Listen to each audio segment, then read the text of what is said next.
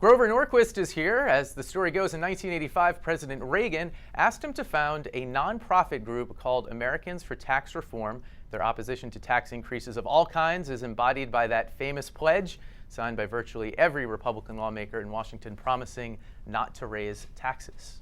Good to see you. Good to be with you. What an exciting week to talk about taxes, I suppose. Yes, the IRS has been busy. Yes, it has. This whole IRS controversy, how much do you think what they were doing was spurred either by Democratic senators worried about these groups or even the White House? How high up the political chain do you think it goes? Well, you can see the president's statements attacking the Tea Party movement, remember, they were suggesting that these people should be investigated as terrorists if they had certain words in their title. So the signal was sent, the way you send a signal to submarines around the earth by banging on the ground rock.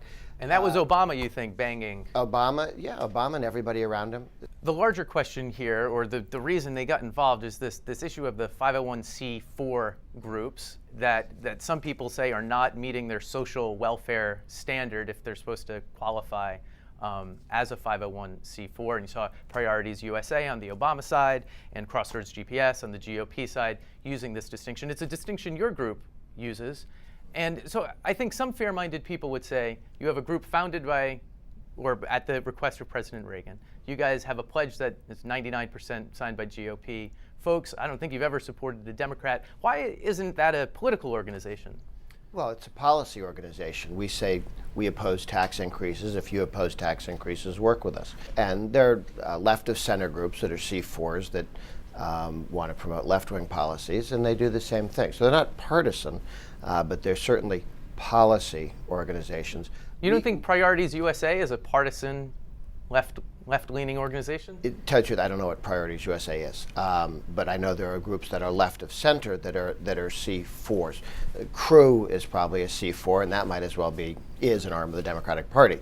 That said, the law says as long as you don't endorse candidates and just do policy, you can endorse legislation. That's what a C4 does. We're, I guess, just past a month past tax season. And you were engaged in this debate over something called return-free filing, yes, which you strongly opposed. Basically, the idea was the IRS would calculate your tax for you, and if you agreed, you wouldn't have to fill out a return. If you disagreed, then you could go through a process. Here's one description. We call it the return-free system, and it would be totally voluntary. If you decide to participate, you would automatically receive your refund or a letter explaining any additional tax you owe. Should you disagree with this figure, you would be free to fill out your taxes using the regular form. That was an endorsement by President Reagan in 1985. What was he wrong about? He was wrong in that what happened here, and I think they were thinking about doing this inside tax reform, but when you look at this, it's been introduced in certain states like California as a way to raise revenue. Why? Because when the government fills out your taxes for you, they have to do two things: know everything about you. The argument is they already know your liability. Actually, they don't all have it in one place. You share it with them each year.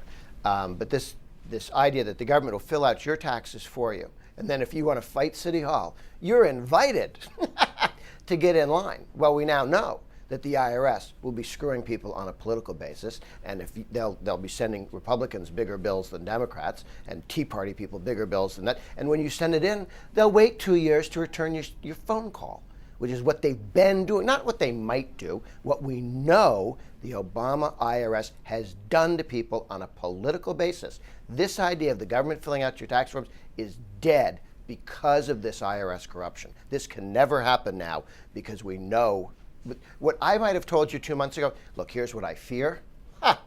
Here's what we know. They've done it before. They'll do it again. This will not happen.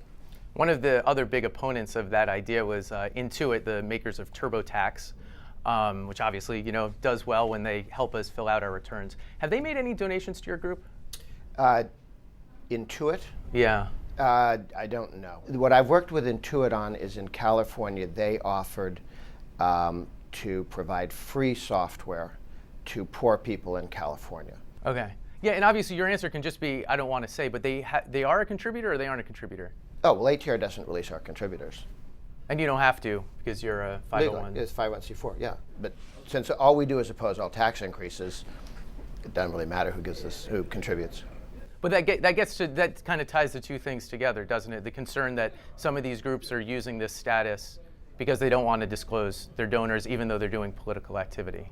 Well, it's the law for both the right and the left. The difference here, I mean, the liberals are trying to change this conversation. They've been, the IRS, attacking conservative groups and institutions through the IRS politically. That's unconstitutional. That's wrong. It's illegal. People involved should be fired, and the rot goes all the way up to the top and needs to be stopped. Thank you so much for your time. You got it.